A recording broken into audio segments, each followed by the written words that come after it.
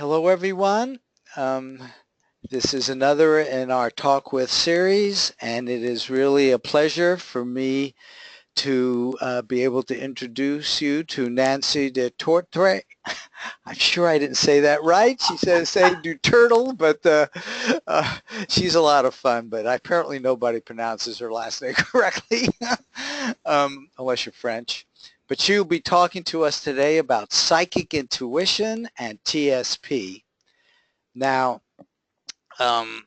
she's got the book Psychic Intuition out there, and I love the subtitle, Everything You Ever Wanted to Ask But Were Afraid to Know About Psychic Intuition.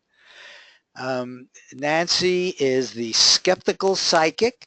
She advocates a new approach to psychic ability that combines intuitive imaging with rational feedback.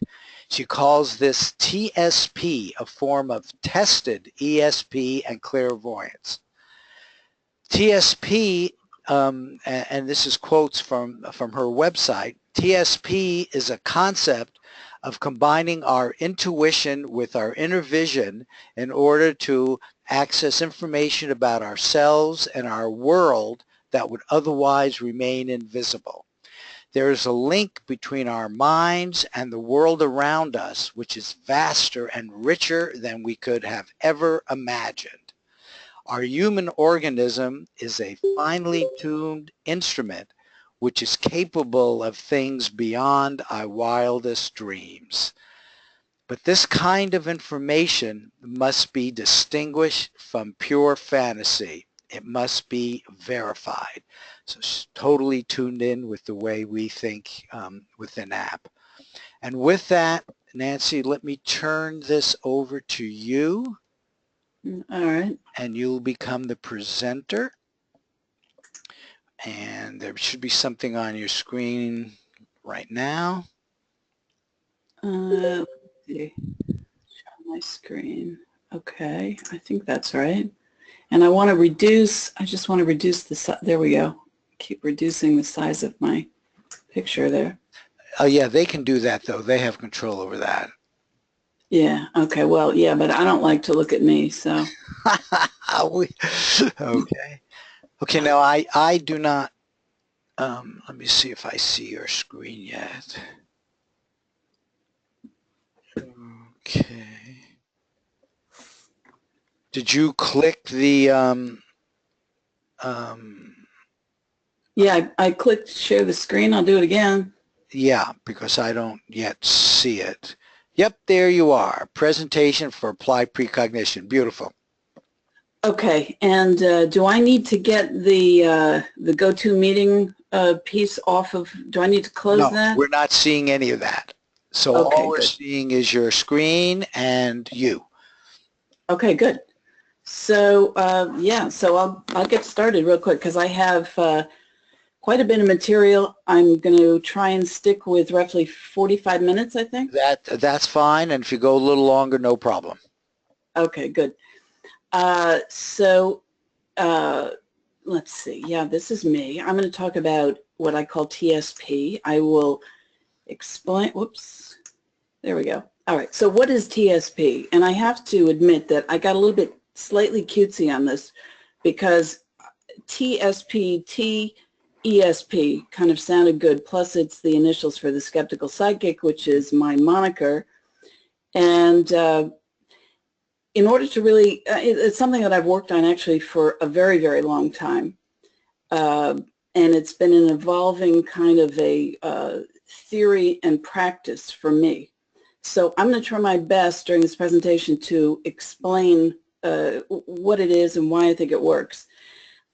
At every point, I sort of go back to some definitions. So ESP, I put down here the definition, extrasensory perception is what it stands for, perception or communication outside of normal sensory capability.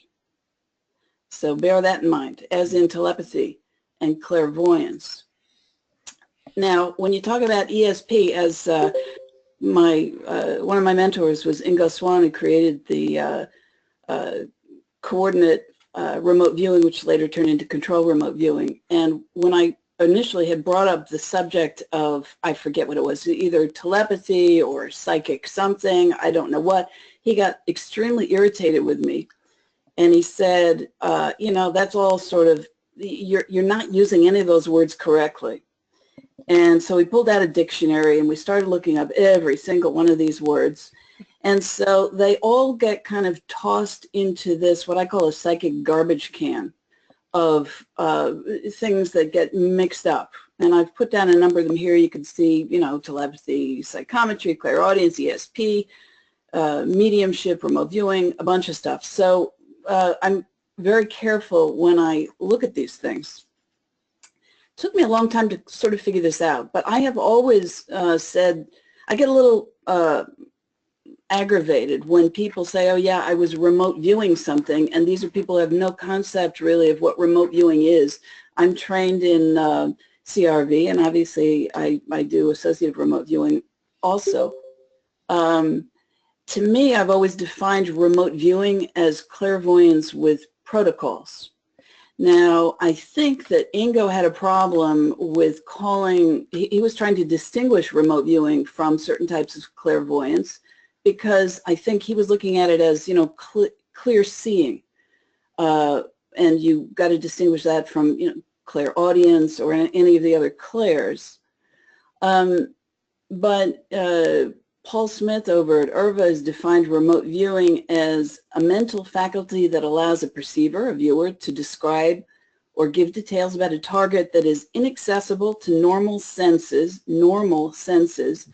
due to distance, time, or shielding. And then he adds that it's also within a strict science-based protocol, and it tends to be a little bit more structured than some of the other side disciplines. So if you compare that to this definition that I picked up on clairvoyance, it's really not that far off, because there seems to be a more general concept of clairvoyance, which is the power or faculty of discerning objects not present to the senses, or the ability to perceive matters beyond the range of ordinary perception. And I just want you to kind of think about that for a bit. Anyway, so I have kind of determined based on this that TSP is in fact a form of remote viewing. It's a little bit different. I know that Paul Smith and a lot of others have sort of preferred to look at remote viewing as application oriented, so that it only really refers to things like, you know, corporate, military, government applications when you are seeking particular things or applying it to certain things. And I think my goal here is to extend this and to see that we actually can have applications beyond that. So real quick, and I'm just going to run through these really quickly. You can see them up on the screen, but TSP basically is a method. The TSP explains that psychic information is based on purely sensory data as it's processed through the human imagination. It doesn't require protocols for accessing the psychic information, unlike CRV. It permits every person to develop their own personal system of accessing sensory awareness and symbols. Accessing, that's the operative word there. Number 3, it requires impossible questions, not coordinates.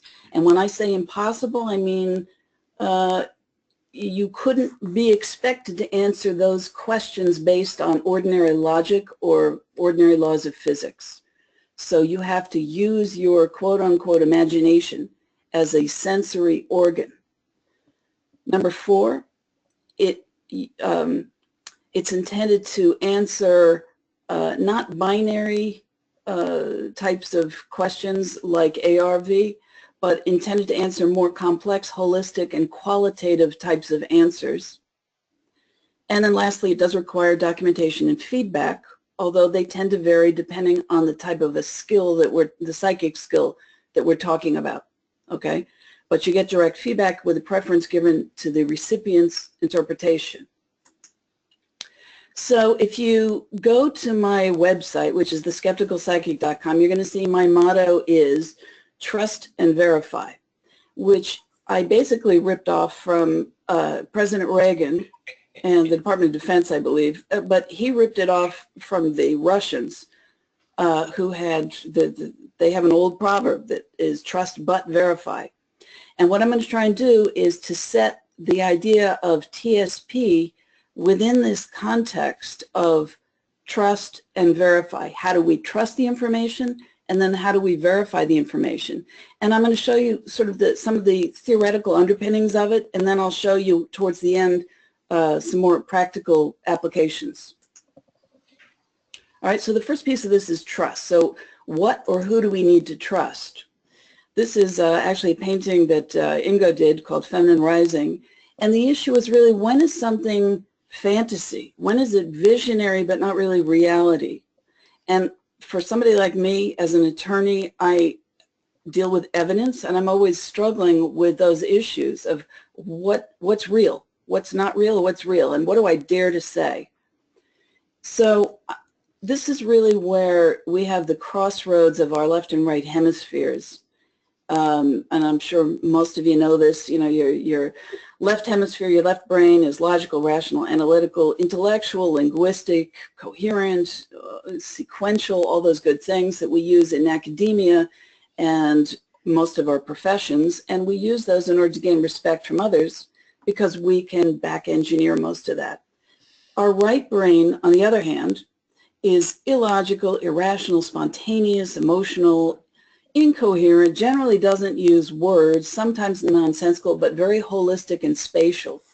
So in TSP, what we're doing is we're going primarily with this right hemispheric type of approach, but then we have to back over into our left brain to do a certain amount of analysis with it. And it occurred to me when I put up those two pictures, when I put them together, I said, oh, they're really showing the same thing. And so it made me think maybe what I'm really trying to say here is this is the feminine brain rising, and that this is actually a new style of thinking. Most people don't appreciate this as a thinking process. It's not respected as thinking, but it actually is. It took me a long time to train into this. I'm fully trained. I was not psychic as a kid at all, and I have now learned how to do this. So the fact is we live in a consensus reality, which means that we all operate on this lowest common denominator of sensory experience. So if I see something and you don't see it, well, then probably it's fantasy. Maybe. Maybe my senses are more acute than yours. But if we don't all really agree on that, then we don't really know what reality is. So if we figure out what constitutes data, then we can really understand what constitutes reality. And reality depends on how you connect the dots. And if you take that circle over on the black circle that's now morphing a little bit, and if you take that as sort of our universe of vibrational data or photons, whatever you want to call it, and it's however you choose to link certain dots together, and your brain makes choices about how to link them together. So you may actually see that 12. Or if you are looking on the lower right-hand side in that sort of green circle, if you're colorblind, the way 8% of all men are and less than, I think it's 0.5% of women, it may just look like that black circle. You can't discern anything. You may discern something that looks kind of like a 12, but in fact it's a 42. So our senses are going to dictate what our reality is. And reality is that sensory data in which we all agree. So why should we trust psychic data? Okay, because a lot of times, sometimes one person will get one thing, some person will get a different thing, and we have a hard time sort of coming to this common denominator of data. And I'm going to give you 3 concepts, and I'm going to go into depth into each one of these. First of all, psychic data is based on pure sensory input. It's not based on thinking, and it's not based on emotions, although those may come in later as secondary processes, but they're not the primary process. Primary thing is psychic data is sensory. Okay.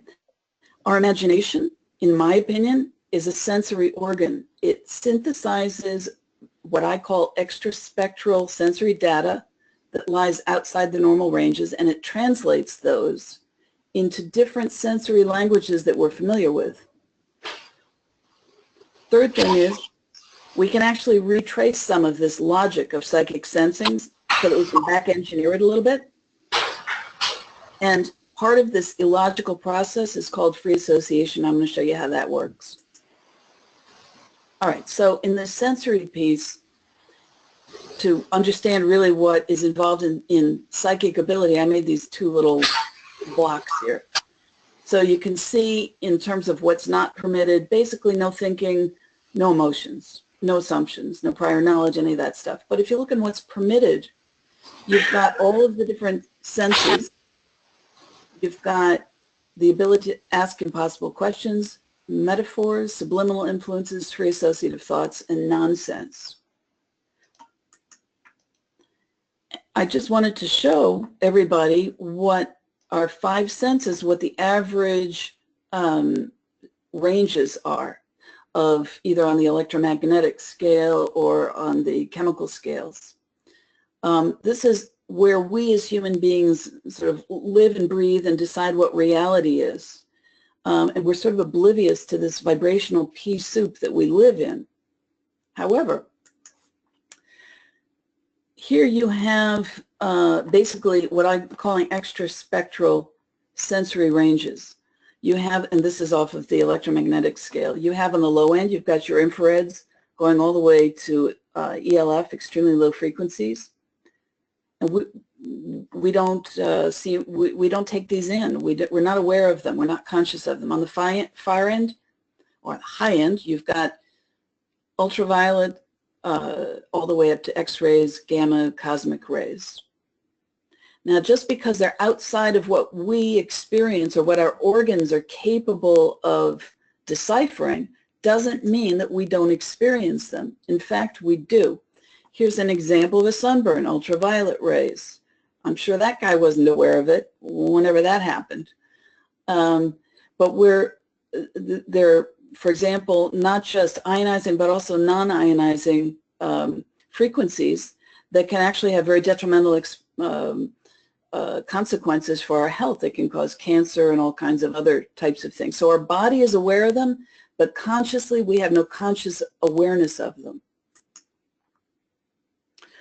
So my question is, how many physical senses do we have? And your clue is that it's not simply 5. So to help you out, I'm giving you some choices here. If you want to think about it, you get 9, 17, 21, 37, or 53. If that seems unreasonable, actually it's really not, because it is undisputed pretty much in science today that we have minimum 9 senses, and it's commonly accepted by most scientists that we have 21. And I've read many more, and in fact, I'm convinced that we have hundreds, if not more than that, based on some of the research that I did into neurological conditions. If you, for example, there's a condition called amusia, which is a lack of a sense of music. Well, if you have a lack of a sense of music, that implies that you've lost a sense. And there are tons of neurological conditions. So I think that we have many, many more than we commonly realize or accept. I put up on the screen here 40 that I've been able to put together quite easily. Not just your basic 5, but you can see you've got all kinds of other strange ones. A sense of oxygen levels, sense of ions in the air, a sense of fatigue, a sense of location on the earth. I mean, it goes on and on and on.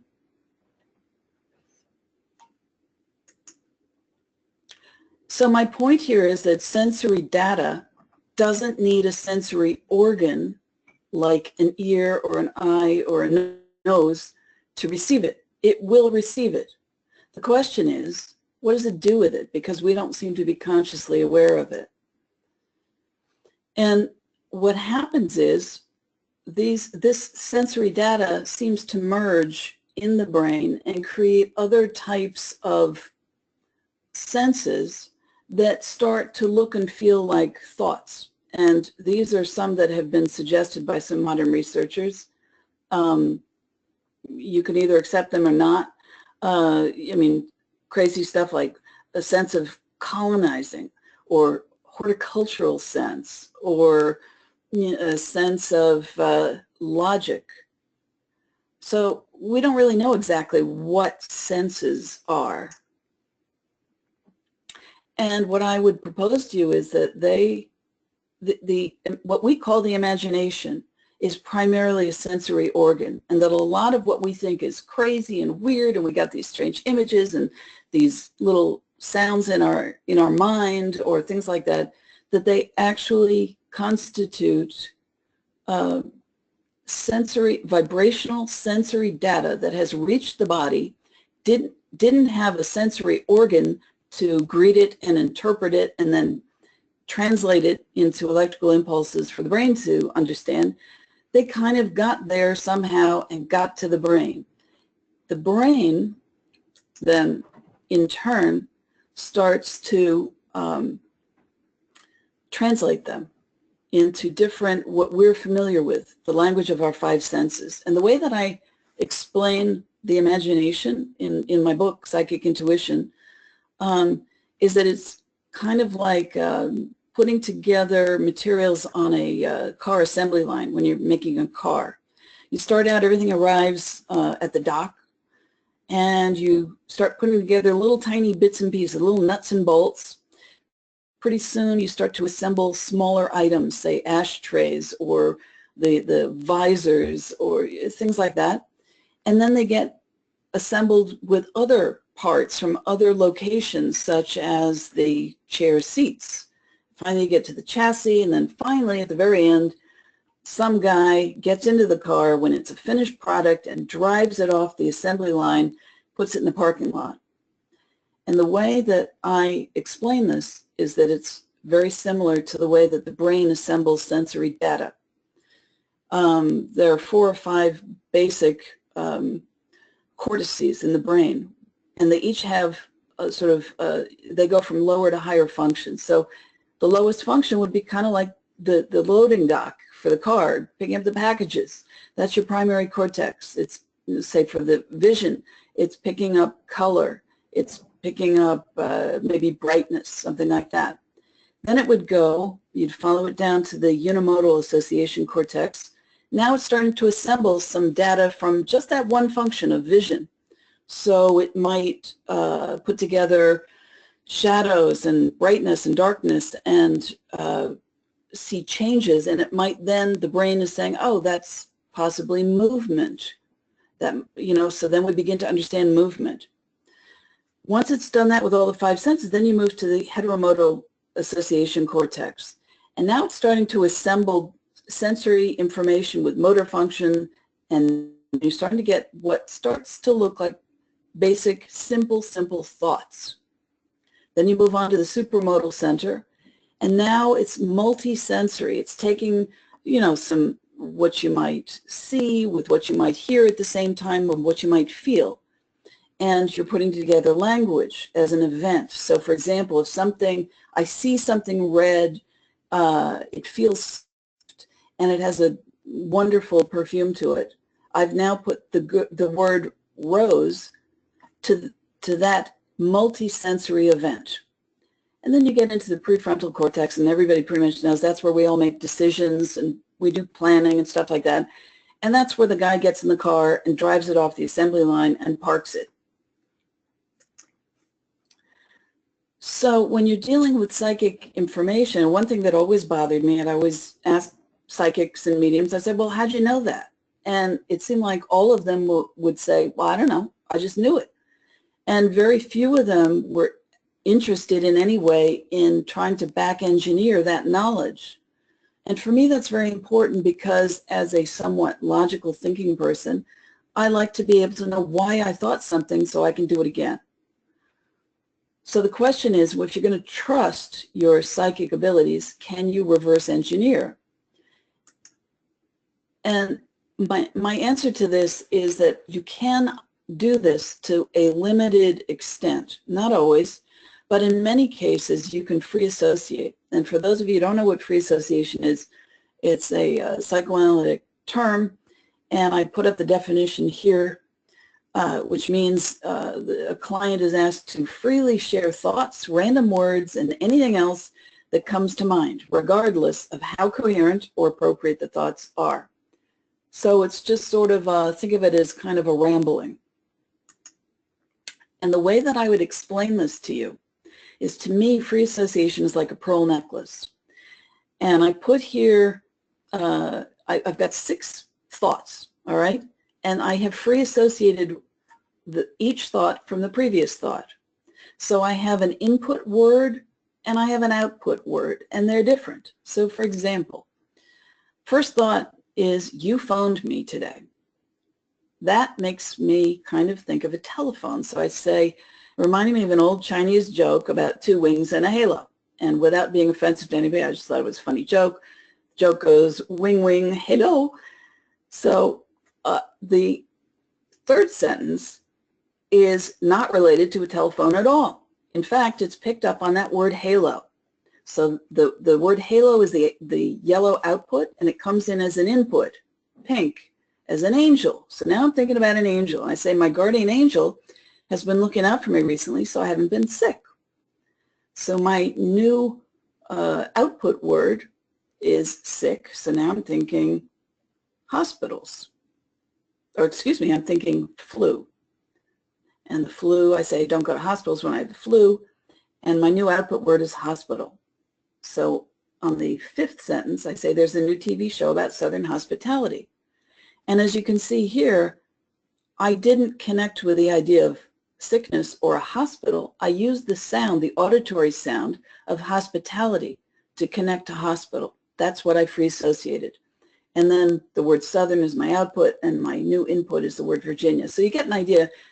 Free association is a way that you can begin to backtrack, reverse engineer on a system which appears, at least on its face, to be extremely disjointed, disconnected, and illogical.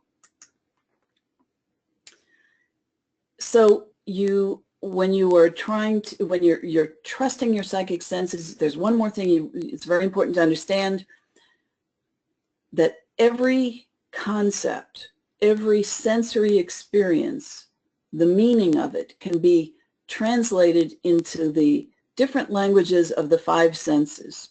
So as I put here, the eye says, I see your point. The ear says, I hear what you're saying. But fundamentally, they've said the same thing.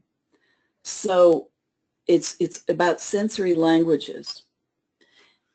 Another important thing that I believe in doing, and I realize this goes a little bit contrary to a lot of remote viewing, is I suggest that we utilize asking ourselves impossible questions instead of using coordinates. Coordinates, of course, are great because they offer us a way of, there's 0 front loading, and we have no clues, and we're going in 100% blind, and it's whatever we come up with.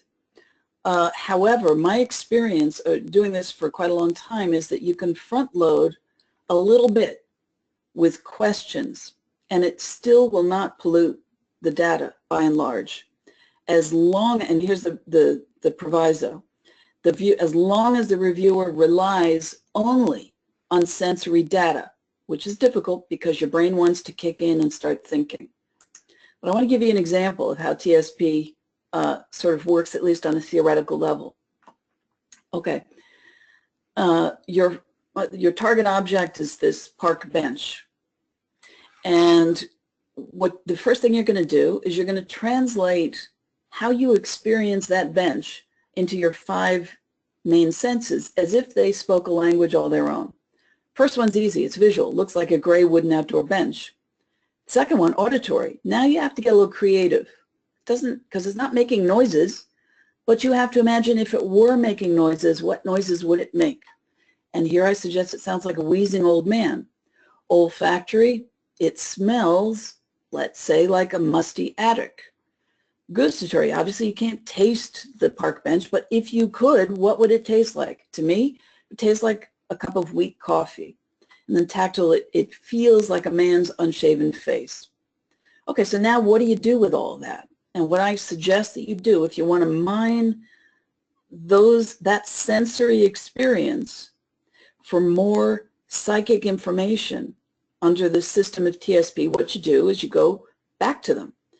The gray outdoor bench, to me, and now I'm using my thought, my thinking, logical thinking, or associative thinking. It suggests to me it might be old and it might have had a social purpose. The wheezing might suggest the planks are compromised or they need repair. The musty attic might suggest no one sat there for a long time. The weak coffee might suggest it's a reproduction, cheap reproduction of a higher end model. And the unshaved face maybe suggests a bum had slept there. So you can see now all of a sudden I've got all this other information that's come out of nowhere about this bench that I didn't have before. So we've sort of covered the issue of how do we trust psychic information. And now I want to move on to how do we verify psychic information. And so obviously, unlike ARV, psychic work is not strictly limited to binary answers. It's not, you know, the ultimate answer is not stock market going up, down, or sports, win, lose, or black or white. We have much more complex issues. And qualitative data is always much more difficult to evaluate than binary data. And I have put up here 5 basic reasons, and I'm going to address each one of these, okay? But first of all, the problem of precision. How precise does the data need to be? Second, problem of sufficiency. How much data do we need to identify the target? Third, there's the problem of relevance. How relevant does the data need to be? Fourth, problem of interpretation. Whose interpretation governs? And fifth, the problem of available feedback. Sometimes we don't know all the answers when we're dealing with this type of qualitative data. So can data be evaluated based on partial feedback? So let me go through each one of these. So the problem of precision. Just to give you an example, our target is this photo or event of a family picnic taking place in August 2017. And let's suppose you've got in those 3 vertical columns, those are 3 different viewers, all right? And they're, so the viewer terrific says, oh, it's taking place in August 2017. And it's a family and it's got grandparents and parents and child and baby and it's taking place in the backyard, green tablecloth, red cups. I mean, they got the whole shebang here. Terrific is really terrific and precise. The viewer who is called good, oh, they get summer. It's this year. Yeah, that's right. It's a close family reunion. Absolutely. But did they pick out the individuals? No. And it's outdoors and it's a picnic and they got a table. Pretty good. Then you got adequate. Adequate says, well, it's taking place, I don't know. It's going to be hot. It's going to be soon. Now we're getting to this very kind of vague realm. It's general. Adequate sees people, which is the equivalent of when you're doing any of this, you're saying biologicals. Okay, what else do you got? And it involves food. Clearly, they didn't get quite everything here. So that's the issue of precision. Problem of sufficiency. Let's say your target is this Impressionist painting by Monet. That's the Japanese footbridge in Giverny, France. How much is enough information? So I got on the left-hand side, the top one, I've said, let's suppose the viewer said, well, you got green Japanese bridge, lily pads, France, Monet, Impressionistic painter. Do you need all of this? No, I don't think so. I don't think you needed all of that in order to identify that psychic target. What you got there is an actual photograph, which is actually far more precise than an Impressionist painting, even though everything they said there was accurate. So you get down to the second one. Now this viewer says, well, it's an arched bridge over water, lily pads, pedestrian. Is that enough? Well, I clearly described that bridge as well as the target bridge. However, that bridge happens to be in England. And then you go down to the bottom, and that viewer said the only thing that said was Arched Green Bridge. And clearly there's very little relationship, even though it's true, it is an Arched Green Bridge, but that's in America, it's a big industrial traffic bridge. So that's the issue of sufficiency. Problem of relevance. Some of you might actually remember doing this in some of our ARV. This came up. I did the target. As you can see, I did the drawing over on the left-hand side. I did my little description. And when the binary choice of the photos came up, and one had been given it was going to signify this, the market had gone up, and one was going to signify the market had gone down. And I said, well, I think I did pretty well here. No doubt in my mind, that's the guy, that surfer there. Clearly, I got the whole feeling. I even sketched a biological. That's not bad. It looks like he's flying. I think I even said he felt like he's flying. At any rate, no, I was wrong. The winning target was the other one. So my point is here, you can be psychically really accurate, but you're wrong in the end. And that's the question of relevance. When is your information relevant to what you're looking for? And to me, asking questions are like telescopes, and they're viewing the universe, the field of answers. Correct answers, strangely, are infinite. Precise answers are finite, and in order to get finite, precise answers, you've got to be responding to a question. And that's why I say always ask impossible questions. Questions that would violate everything that we know about either logic or the laws of the universe. Ask the questions. Very important. All right, now we get to the problem of interpretation. Whose interpretation of your psychic data governs? And to give you an example here, let's say the guy gets this image of a yellow rose. So the guy who is he's the psychic delivering the information, he says, well, a yellow rose is symbolic of friendship, so I think it means you're going to find a platonic male friend very soon. However, the recipient of that psychic information, the girl, says, a yellow rose reminds me of my aunt's funeral, so I think someone close to me is going to die soon. So my point here is that the psychic's interpretation will not govern.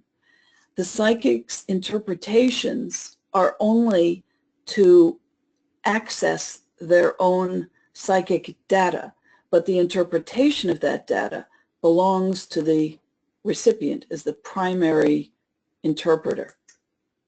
And I liken this a little bit to, there used to be an old show, I don't know how many of you go back that far, but anyway, it was called Password.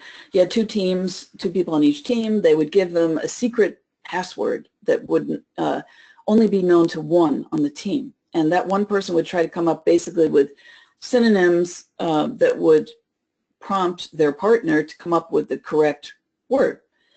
So I use this example here. The first person says farm, second one says livestock.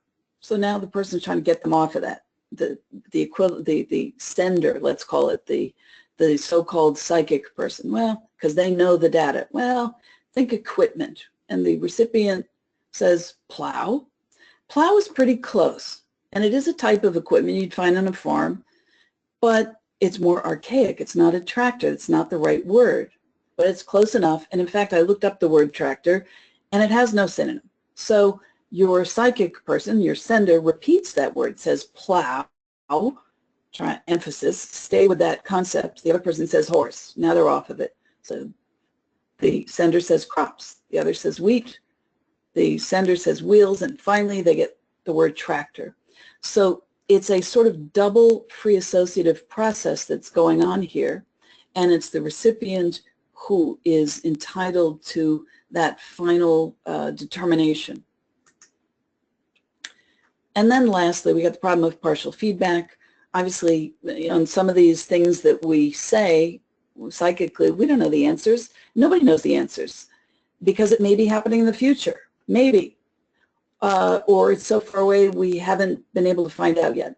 So the question is, can you use what you've gotten already as a way to temporarily verify the data that cannot yet be verified? And I believe under this concept of TSP that you can. So my verification guidelines are for each one of those issues, all right? And this is kind of a summary page here, so you can get it. First, in terms of precision, the psychic data must contain at least one uncanny characterization of the target. Uncanny, which in my book means strangely unique. Secondly, for sufficiency, it must be sufficiently cumulative to identify the target itself, even if it might also describe several other similar targets. 3, in terms of relevance, it must relate to the question asked. And as I said, impossible questions must be asked and answers recorded. 4th, interpretation, the recipient should be the primary interpreter of its meaning. 5th, partial feedback, verified data from the reading can be used to presume accuracy of unverifiable data until the feedback becomes available.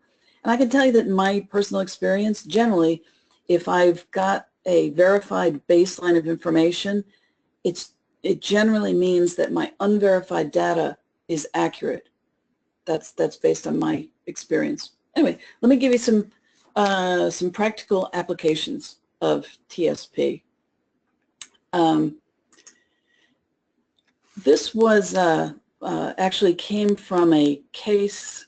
It was a reading that I did roughly a week ago. I got permission from the client to use some of the reading and some of the imagery and interpretations that we got. The only information, the front loading that I got, because in all of my readings, I tell people to send me any relevant questions and or photographs. And I leave it totally up to them. If they don't want to say anything at all, fine. They don't send anything at all. But as I said, this is my telescope into the psychic universe. So I got this, she sent me 2 photos of herself and a man. My immediate sense was the man had passed away, and in fact he had. And in fact it was her husband. And I was almost embarrassed to tell her this. I said, look, I'm so sorry. I guess I should tell you this, but I got this image of a green toilet. Don't know why, never seen a green toilet, don't know what it would mean. In my mind, I'm thinking, does that mean somebody was sick? And if they were sick, what would that mean? And I'm going on this whole long thing. She starts laughing and she says, no, I have a green toilet in my master bathroom right off of my bedroom. Okay, that's good. I got the word engine and I asked if her husband had worked with engines. Was he a mechanic or an engineer? The answer, yes. I said, I get the word berries. Does that mean anything? Absolutely not. Okay, I have a dud there. I said, and now I'm getting, I said, I got this image of a giant bird, and I'm assuming it's like Thunderbird. And in my mind, I'm thinking, isn't there a Native American Thunderbird thing? And what would that mean? And she said, no, that was the car that my husband's father started. He had purchased and had worked on it ever since my husband was born. It was the day he was born. And I said, yeah, and I got this other, I heard the word Winchester. Now, I didn't know if that meant like Winchester like a gun, Winchester Cathedral, I don't know what Winchester. And she said that his grandfather, he owned his grandfather's Winchester gun. So this was, oh, and by the way, the word berries, when we were done with the reading pretty much, and she said the way that she had known that her husband was present once was because, strangely, the radio, I think, had turned on by itself and started playing Strawberry Fields Forever. So you take all of this data, and from this basic verified data, you can begin to make assumptions, in my case, about what if I am correctly delivering a message from the spirit to the recipient, which is unverifiable. So when I do private psychic readings, I always do what I call this advanced reading, which is based on this limited front loading of impossible questions or photos. I write everything down. Generally, I spend more time doing that than I do the actual reading. And then when I'm doing the reading, I actually I check off or put X marks next to every single item that I've written to find out what was correct, what was incorrect. And then I always ask for follow-ups on predictions if they're willing to do that. And a lot of them can't or don't, but some do, and they're quite fascinating. Particularly ones where they follow up with events that happened much later into the future, where I'd given very specific types of data. Well, let me leave it there. When you're doing evidential mediumship or platform mediumship, you're also looking for, the spiritualist church designed sort of a format for this. So you're looking, before you can deliver any message from a spirit, which you can't verify really, or it's very hard to, you have to locate who your proper recipient is in an audience. So you're standing in front of an audience. You've got to basically, you connect with spirit, and you have to give information about their cause of death, their age at death, their relationship to whoever their relative or the person is they're trying to reach, their gender, and a physical description. Usually you get several hands that they'll all go up and say, yeah, I can, that could be somebody I know who passed. And then you have to give usually 2 or 3 other bits of just extraneous types of evidence. Could be anything. Some of these things I list here, types of jewelry, size of the family, pets, names, hobbies, things like that. And then once you've identified one person through all of this evidence, you then deliver your message. In terms of medical intuition, which is a different field, and what TSP enables us to sort of go into these traditionally sort of psychic, more what I'm going to call woo-woo fields, for lack of a better word, and pulls them back into the net of remote viewing. Okay, medical intuition is another one of these applications. And I remember, I think Paul Smith's definition of remote viewing on the IRVA website said basically, we don't do stuff like, give psychic readings or do auras or that kind of thing. But I think this is a way of understanding that kind of data as sensory data and pulling it back into very, very specific applications. So here with medical intuition, first of all, I tell everybody all the time, you cannot practice medicine, you cannot diagnose. Obviously, that's illegal in, I believe, I think every state.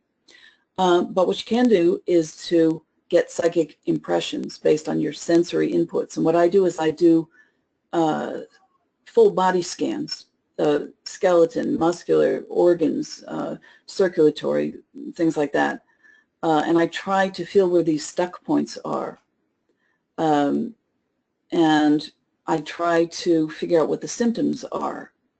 And it may be based on things like auras, maybe based on body sensations, visuals, all kinds of things. But it's all sensory data that's being processed through what I'm calling the imagination. And then what you do is you check for accuracy on as much as you can that's known. Tests, medical charts, the recipient of this information, whatever they can give you. And then if you think it's necessary, you propose that they do follow up with a physician or somebody medical to see if there may be an issue. I can tell you I've been told that I have located medical issues that were not identified by anybody in the medical establishment. And it wasn't until much later in time that the client was able to verify. So I think that this also falls into this category. Physical mediumship as opposed to trance mediumship, it's a way of, you're contacting spirits, but they're doing stuff like displacing physical objects like teleportations, manifestations, disappearances, physical movements of inanimate objects. Table tipping is one example I will never forget. First time I saw a table jump continuously in a circle and then rise up about 2 feet in the air. And this was being live streamed on the internet, and my husband was also videoing this, although it wasn't great because we didn't have night vision, or whatever you would call that, on the camera. But anyway, the best way to verify this type of information, because it really depends on things that are happening in the physical world, is you get a video camera, not a still. You get digital recorders to capture objects and sounds, disembodied voices, and you can also try subsequent historical verification to show, for example, that items that were apported into the room weren't in the possession of that were not in the room or in the possession of any of the participants, that they're actual items. For example, there's a group I know that they had about 90 or so items that would show up, and among them were Michael Jackson's death certificate, the patent for Michael Jackson's shoes that walked on water. They just dropped into the room. Anyway, things like that. If you have that kind of equipment evidence, that's better than eyewitness, obviously. In doing the type of psychic detective work that I do, normally I'm just working off of either a name, maybe description in a police flyer, like where the victim was last seen, what they were last seen wearing, stuff like that. If you're lucky, you may get to hold one of the objects owned by the victim, and you do a little bit of psychometry. And I start documenting my impressions of the crime. Often I'll sketch either the victim or the suspect. Sometimes I'll douse a map for the location of the corpse or weapon or the evidence.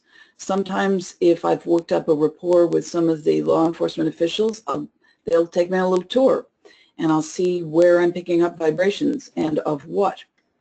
And then what you do is you confirm these impressions with the police, and it's easier in a cold case than a very hot case, and then you follow up if you can. If you're doing paranormal investigative mediumship, I'll give you an example here, and again, this is very similar to the physical mediumship. You really need equipment to document things, or you need historical verification. This example was it's a battlefield hospital that's now bed and breakfast on the field of Gettysburg. And I stayed up there in that corner room up there on the second floor. It was known to be haunted. I didn't have any experience with a ghost up there, although a girlfriend of mine had a very physical encounter with that ghost on one occasion. But I was sleeping next to that window, and in the middle of the night I was awoken by this unbelievable screeching sound of like nothing I've ever heard before. And to me it sounded like a cross between a dog, a cat, and a bird, and I had no clue what it was. And then I heard it go rustling off in the grass, tall grass, down below. So I get up the next day and I say to the innkeeper, do you have any unusual animals around here that would make a noise like that? And she said, no. Somebody suggested to me, they said, you know, that sounds an awful lot like the old Confederate rebel call, or the rebel yell. And I said, well, what's that? And they explained what it was. It was a call that was made by the Confederate soldiers during the Civil War, and it was pretty frightening sounding. So I thought, okay, that's cool. Let me look that up online. Of course, I look it up on Wikipedia, and Wikipedia is giving the phonetic version of something like yip yip wahoo wahoo, and I'm thinking there's no way I will ever be able to verify that, until I found an ancient recording, recorded in 1935, of a Confederate soldier who was 90 years old at the time. I'm going to play it for you, hopefully. Let's see. Where are we? Hopefully this will come through and you'll hear it.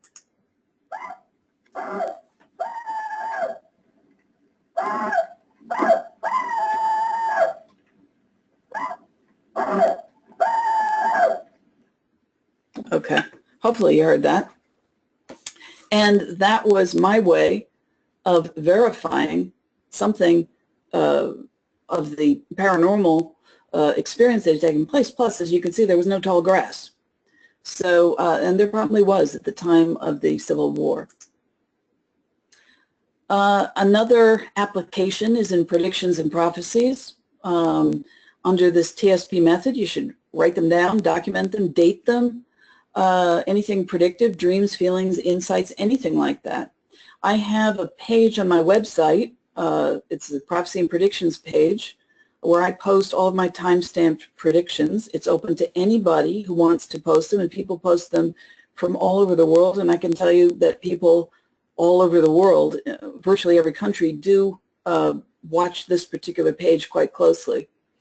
And then what I do is I follow up and I try to match these predictions with real-time news events and articles in order to get the feedback. The reason I use this particular picture here, I unfortunately was traveling when I had this prediction. I woke up in the middle of the night. I just arrived in Iceland, and I heard in my mind's ear, I heard the words justice, Ave Maria. And being an attorney, I understand that you can't be a justice in a state court. You'd have to be a Supreme Court justice. And then Ave Maria, I didn't quite know, and I thought, well, to me, my personal feeling about that is that it sounds like a funeral. It's something I would hear at a funeral. Why a funeral? And then I was thinking, Ave Maria, maybe that's is it a Catholic thing? And I went, in my mind, I shuffled through all of the 9 justices, and I was thinking, well, no, none of them are sick. None of them seem to have any, the criteria don't match. And sure enough, the next morning, I found out that Justice Scalia had passed away. Too bad I didn't record that and then back it up with that feedback. So, summary, TSP, and I've couched this in terms of trust and verification, and I'll just run them through real quick. First, TSP is a system of developing psychic data based on pure sensory experience. 2, TSP acknowledges the imagination as a processing center for extraspectral sensory inputs translated into sensory languages. 3, TSP requires impossible questions to be asked and answered. 4, TSP permits individualized methods of accessing and interpreting sensory experience using personal symbols, free association, metaphors, and subliminal influences.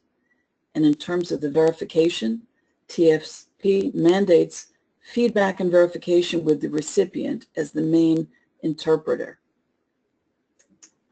And that's about it for me. So please take a look at my websites, theskepticalpsychic.com and talkalien.com. If you want to email me, I'd love to hear from you. Got my email address up there. And that's it. Okay, that was incredible. Thank you so much. Let's open the floor now for questions if you're open to that, and I'm sure you are. Would anybody like a question for Nancy? Just turn on your mic, or if you don't have a mic, you can put it in the chat box.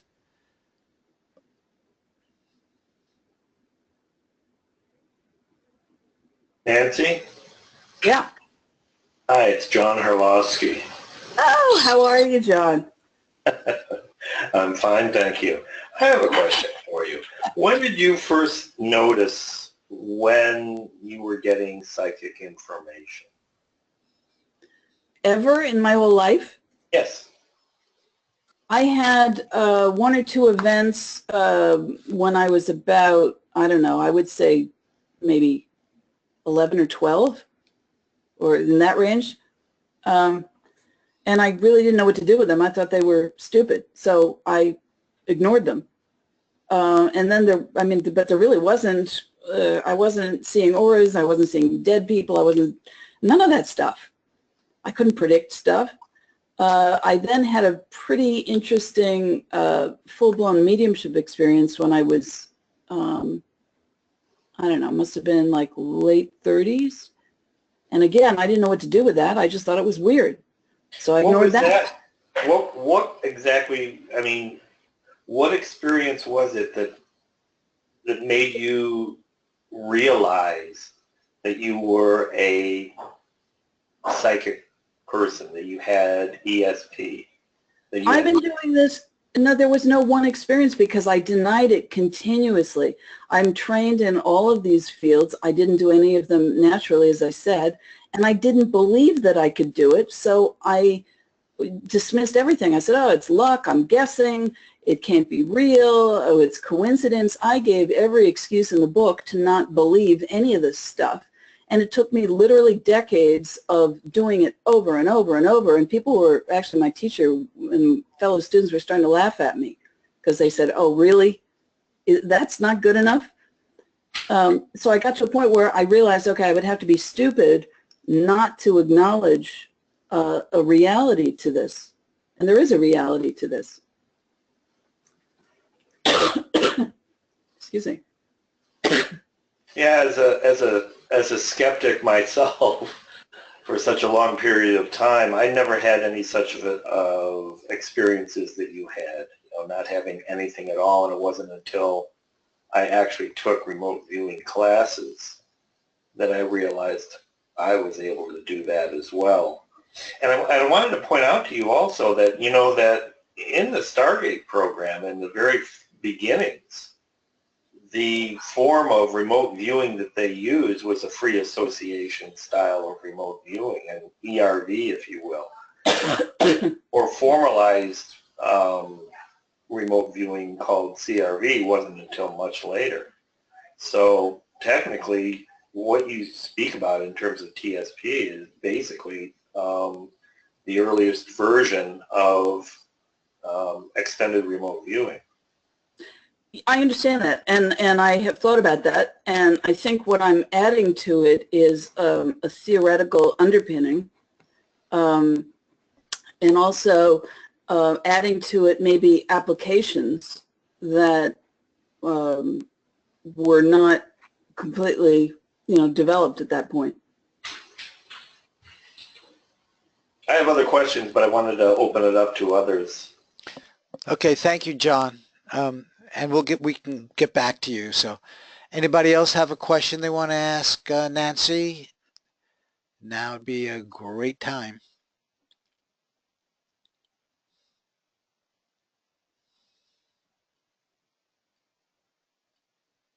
Okay, here's one from Millie.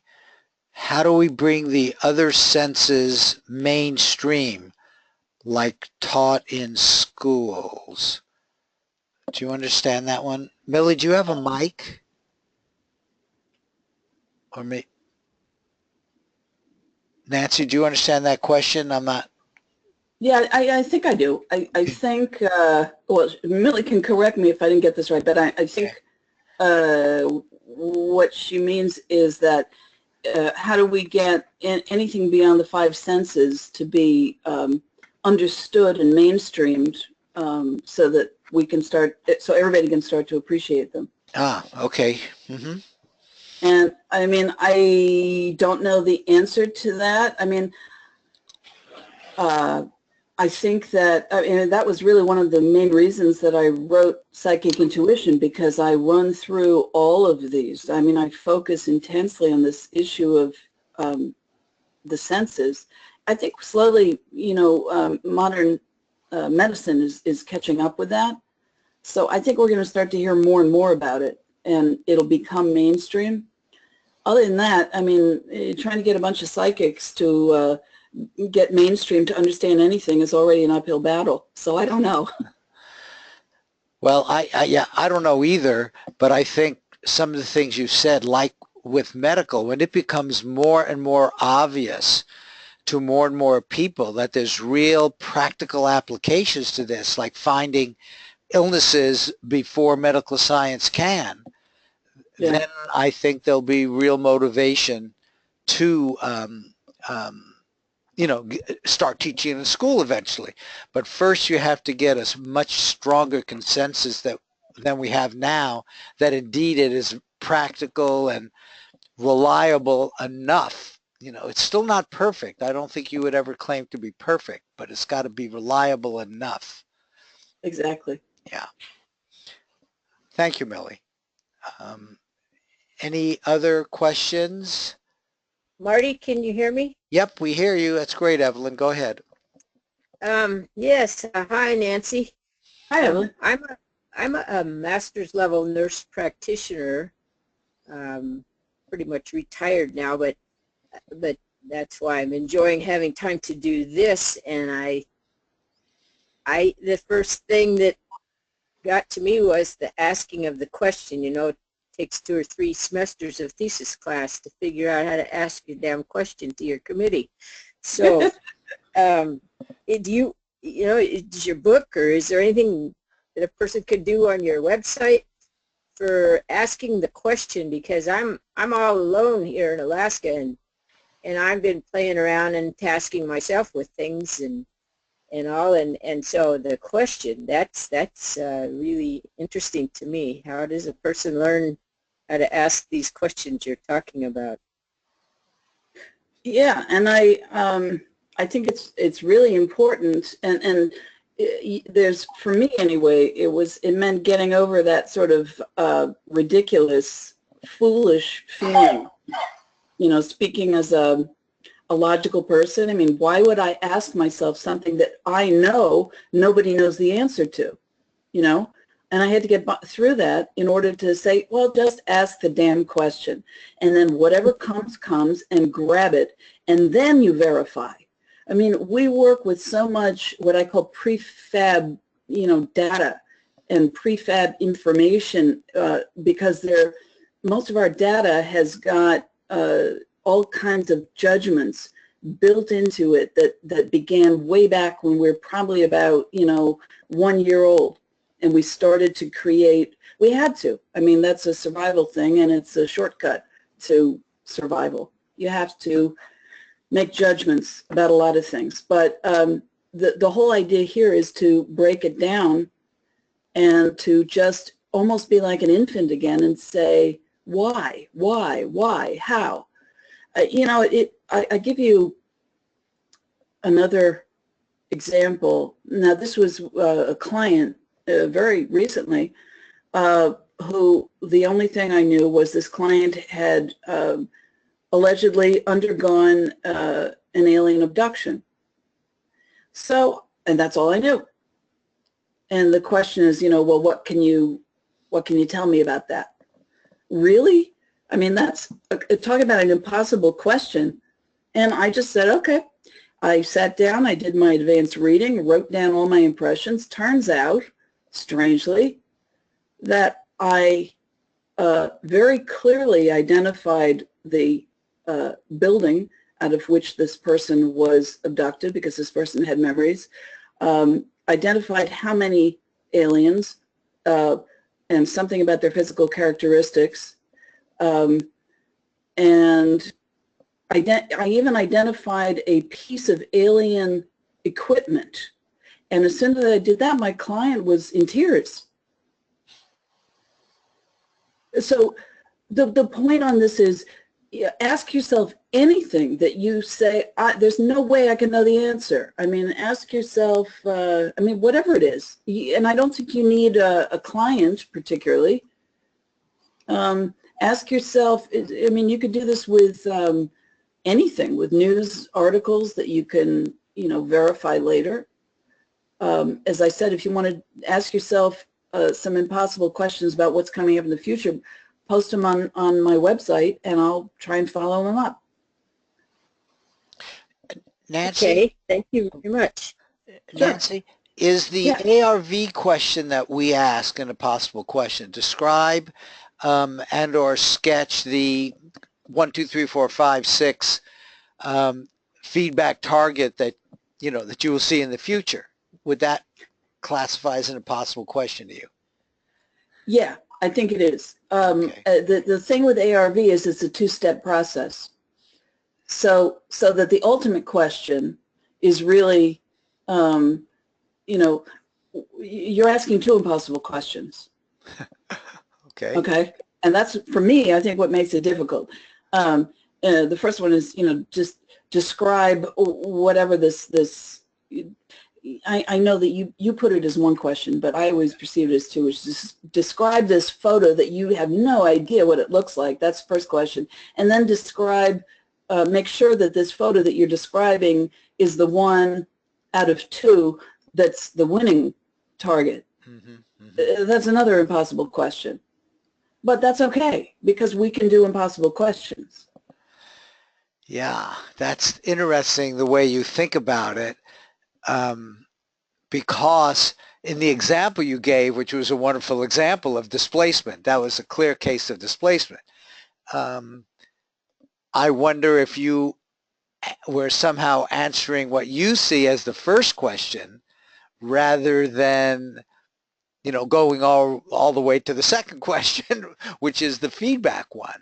The fact that in your mind you see it as two questions opens you up for getting information about both targets quite readily. Perhaps. You know, I And would. I've thought about that, and I've monitored myself to try and change up, you know, what's the question. And I think what I mean, I would be interested in knowing in some of those cases whether I'd be interested in knowing how close were the ups and the downs. In other words, were they really, was the ultimate winning target only winning by a very, very tiny amount? Yeah, we've looked at that, and the answer is it doesn't seem to matter. Doesn't seem, okay. And then I have one other thought then, and that is that I've got something in me that is in disagreement with the monetary aspect. Yes, and I think a lot of people have that, and I'm going to be talking a lot about the money issue. Plus, there's one other possibility, and that is curiosity. You know, even though you're going to the future, there may be a part of you that wants to look at both and then for some reason chooses to describe the other one. Though the money one is a good one, it's interesting that you're open to that. Thank you. Thank you. Yeah, sure. Any other, let's put, okay, here, Lila said, I think that people have to want alternate information before they can be open to it. Oh, you mean psychic as opposed to classical, Lila? Do you have a mic? I don't think she does. Yeah, okay. Yes, I have a mic. Hi. Oh, she's there. I mean any information that you present to them that is not from mainstream thinking. That's what I mean. Right. And most... They have to want it first. It's a choice on their part. I think the best way to get people interested in what you're calling alternative information is to show them that even though it's kind of weird, it works. And people then will overlook weird. You can show people any kind of evidence you want. They have to accept it as evidence, is my experience, personal experience. Yeah. Yeah. Some people are just saying, you know, I don't care what you show me, I'm just never going to believe it. So that's where I'm coming from. That's what I mean. Yeah. Well, yeah. Yeah, I say yeah too. I think most people are like that. Look, most of you don't know this, but I actually wrote a book many, many, many years ago, never published. And the bottom line of all that is it's going to come down to applications. So they may not believe it now, but if enough people start telling them, you know, this really works, it's sort of like acupuncture in our society, you know, that has now become accepted. You know, some people gain a lot out of it. Other people, you know what? Oh, you know, my aunt did it, or I have some friends that did it, so I'm going to give it a try. I think they have to be convinced by it being a practical application. And most people are not willing to listen to that, but if others are willing to say, yeah, this really works, maybe you should listen to it, then the people on the border of listening will move over, and then the boundaries will move out and get more and more people. So that's the only, anyway, that's my take on all of this, on how we get more people involved. I agree. Yeah. Okay, Tiffany. Oh, okay. Any other questions, comments for Nancy? John, you had another Yeah. one. Why don't you go ahead? Well, I'm curious. You do mediumship, right, Nancy? Yeah. Okay. I'm curious, what is your thought on these discarnate entities that you contact in a medium? What's your thought on those? I mean, I know that in the beginnings of the remote viewing program, when they were doing different types of so-called, like you were talking about, impossible tests to explore the boundaries of what was possible in remote viewing. Remote viewers were tasked with, without them knowing, of course,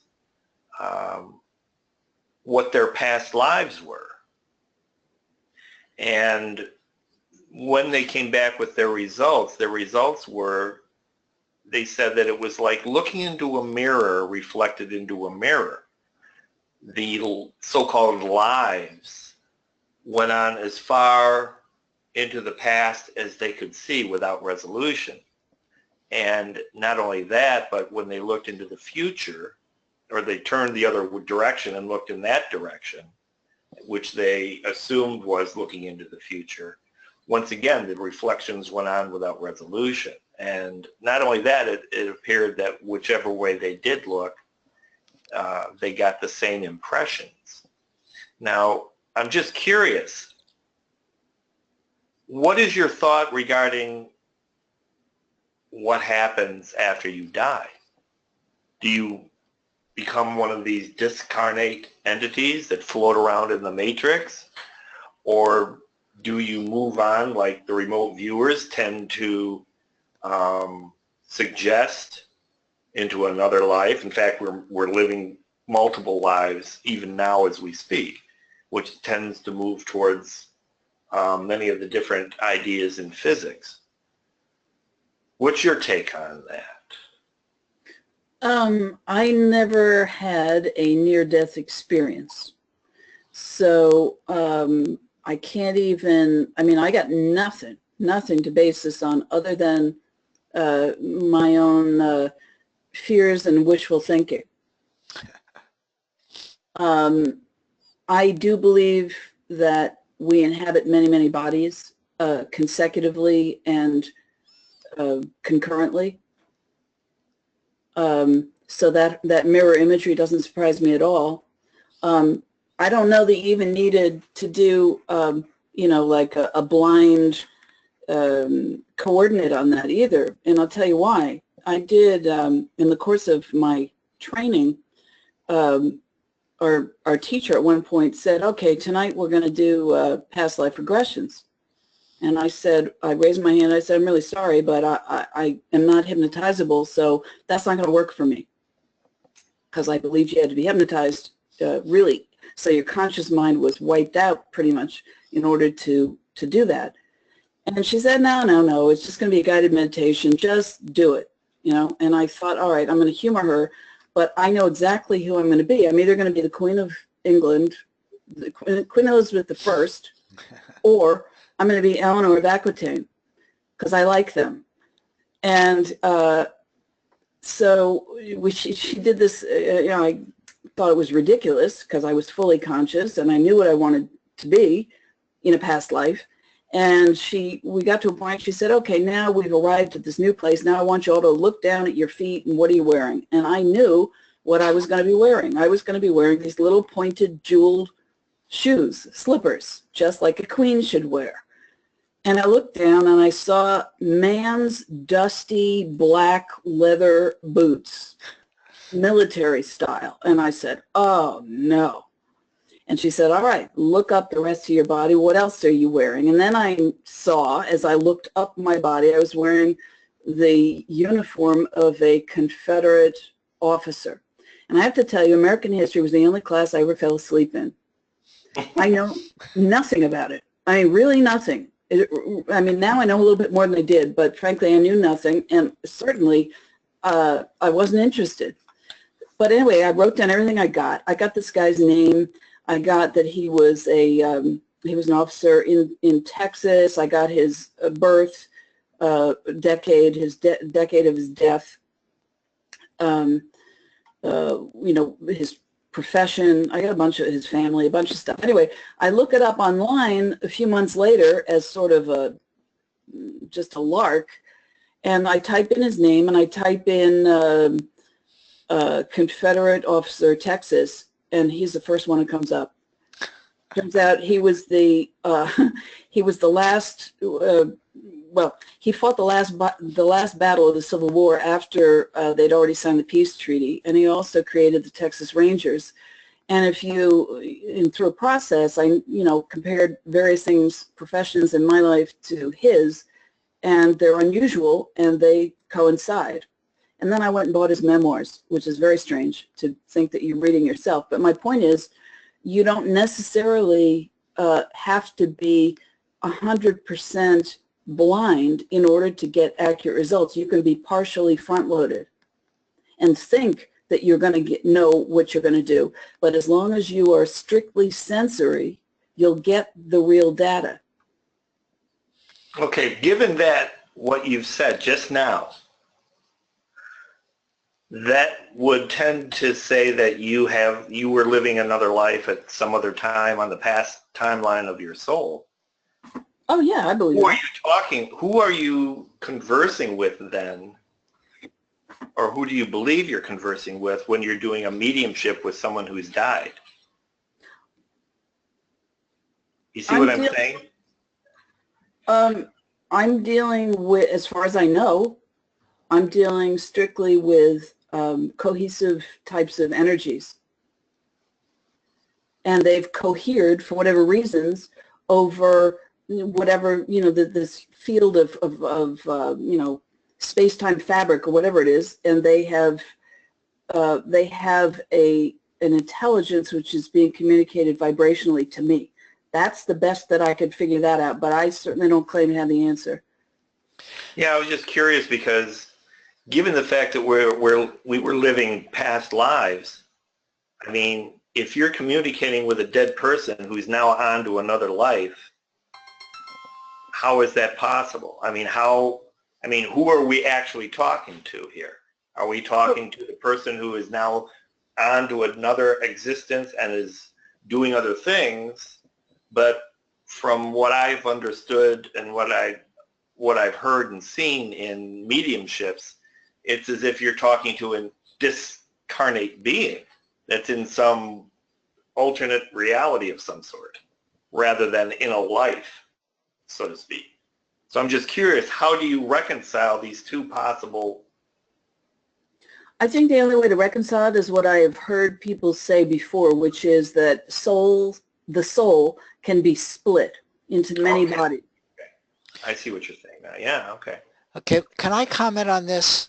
Because I've struggled with this, still struggling with it, and let me see if I can give you at least the ideas.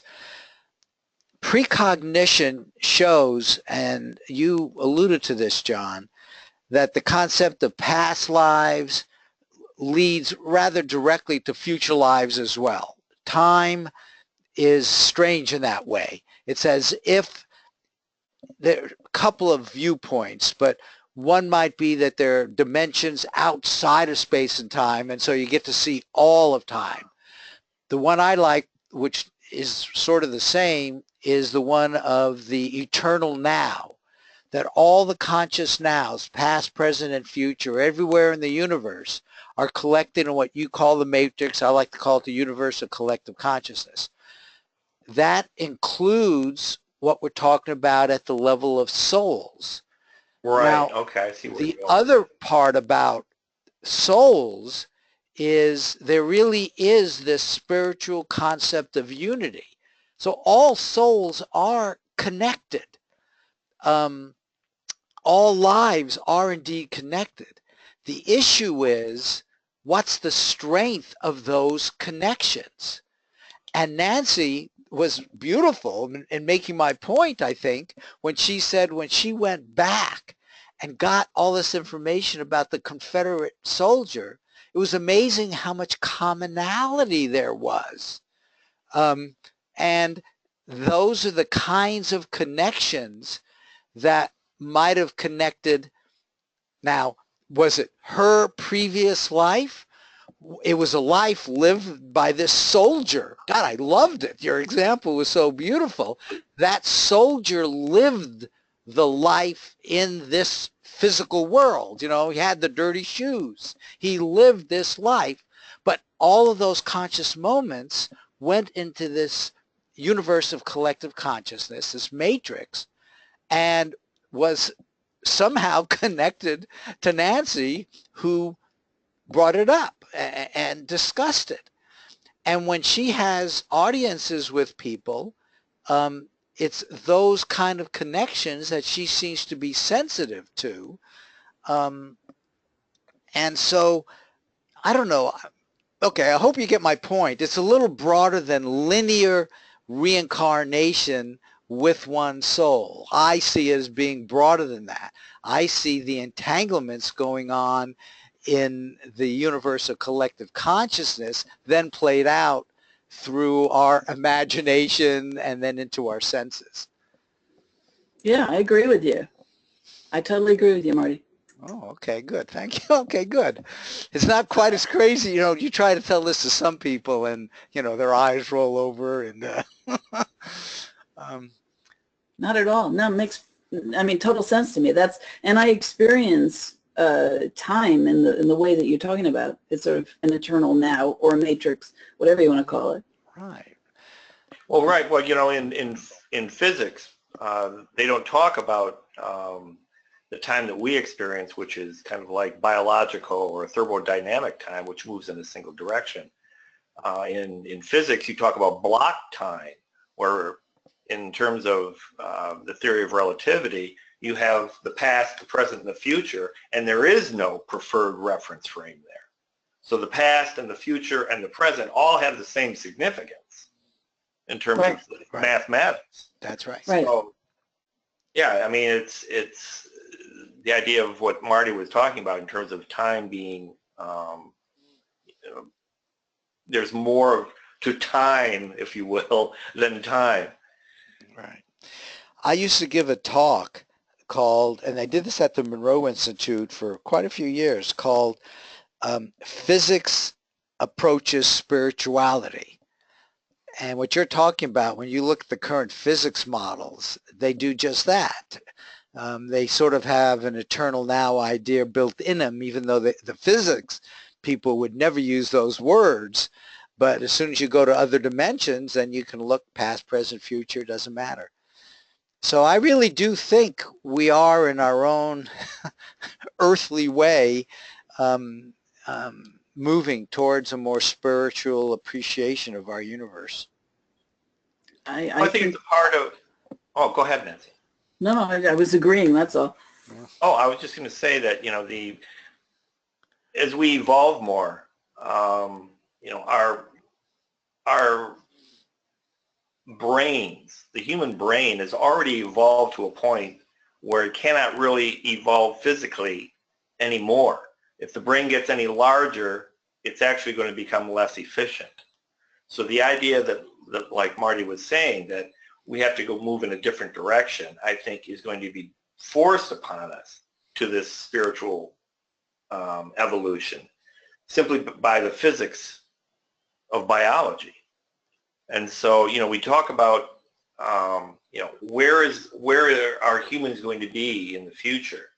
You know, if we have already evolved a brain that is physically at its peak and cannot evolve in that form any farther, then the ideas of these other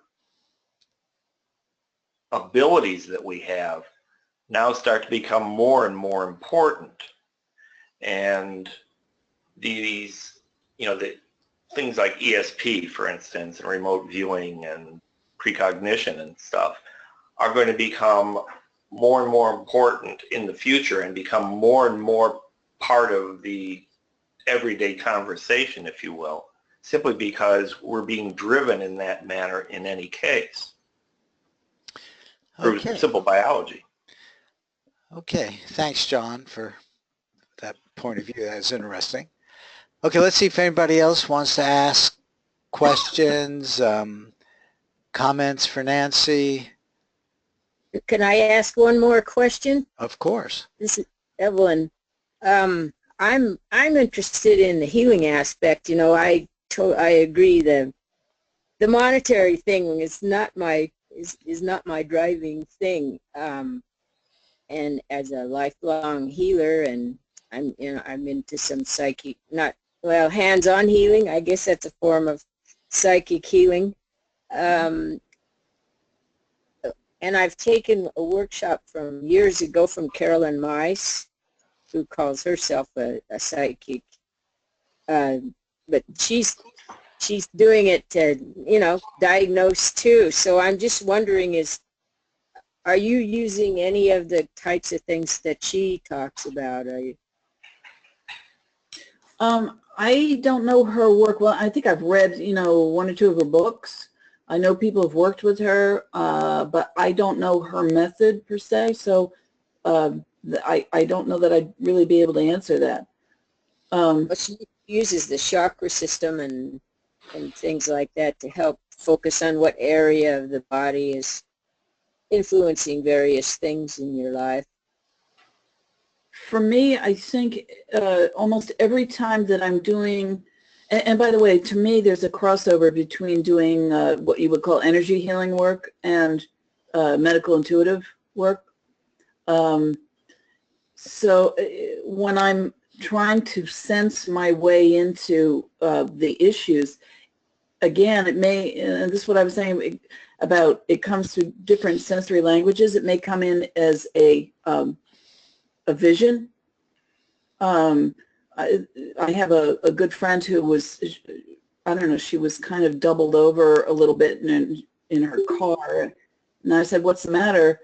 And she said, well, see if you can tune in. And I said, I don't know, I'm seeing something around looks like it's your colon, and it's sort of white and fluffy. Now, that didn't make any sense at all. She said, yep, that's it. It's the damn cauliflower that I had at the restaurant last night. I'm allergic to it, or whatever it was. So that's a visual. Other situations, I may see things like auras. I may connect with certain chakra energies. I may feel that I get stuck, almost like my attention gets stuck in certain locations. So I think there are a variety of ways to tune in on a medical intuitive level to whatever the issues are. Does your book go into any of these kinds of techniques? I just ordered it on Kindle. It'll be downloading on this tablet pretty quick. Thank you. Yeah, I mean, I go into some of those. Yeah, it's not the main thrust of the whole book, but then, you know, yeah, of course, sure, I do go into some of this. Your other talk to an alien.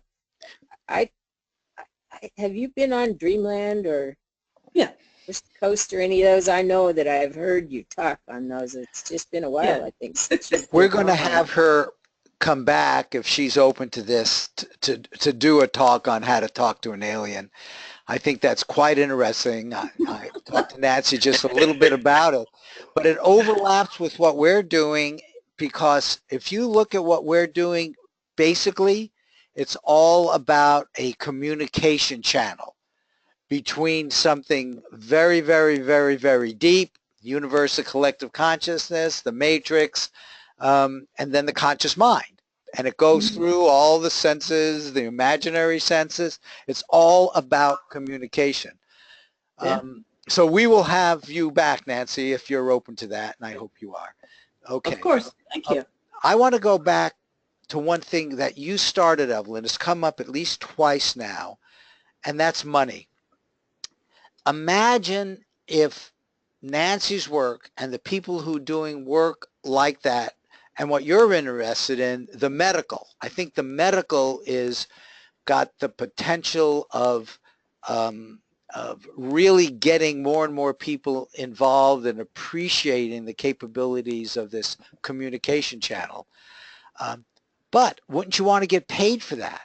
Wouldn't it be great if not only did you get paid, but you got paid well so that you could bring in more associates and get a bigger practice to involve more people and start healing more and more people, and maybe even become competitive with the current medical world because this is so powerful and so good. I mean, money is just potential energy. I would much rather have huge sums of money be in the hands of people who think like we do and who will use it for purposes which they think are valuable to help other people. So this idea I that agree, Marty, I agree with that, and I'm not against making money. It's just that I'm not a gambler, and I'm not a gambler for good reason, because my father was a compulsive gambler that did some bad things to my family. So, you know, I'm not somebody who's going to be able to make very much at remote viewing with gambling. And that's why the medical really appeals to me, because I already know how to do that. and I hope you do a lot of it, and I hope you can make, I don't want to use the word money, but I don't know of a good synonym, but make money, open up offices, and get a lot of other people who you train for that purpose. I think that's a terrific purpose. Thank you, Marty. Any other questions, comments?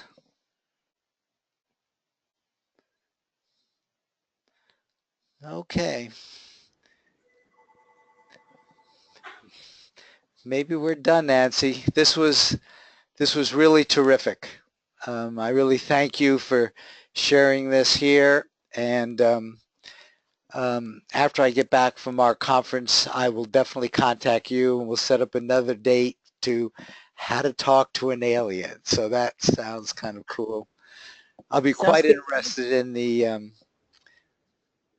well, what you have to say about that, including the verification part, as you might imagine. But anyway, it was really a pleasure to just listen to you and interact with you here. So thank you again very much for doing that with us. Thank you. Thanks for having me on, Marty. It's a nice forum, and I love what you do. And I hope you have a great conference. Yeah, I'm looking forward to it. It will be good. Thank you. Okay, Thanks. so I'm going to end this now, and all of you keep precogging.